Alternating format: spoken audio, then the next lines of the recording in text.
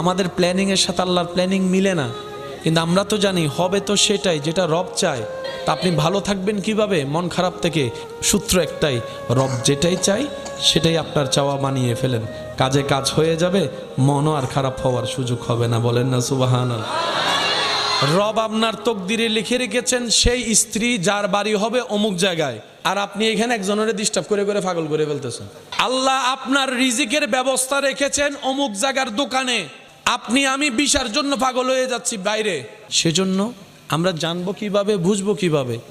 সেটা হচ্ছে রবের রহমতের উপর ছেড়ে দিতে হবে। আল্লাহ আমার জন্য যেটা ভালো হয় তুমি আমাকে সেটা দান করো, সেটা আসা পর্যন্ত আমাকে ধৈর্য ধারণ করার তৌফিক দান করো।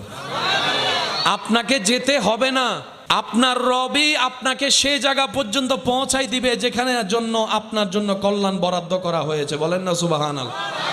সত্যি করে বলেন সবাই।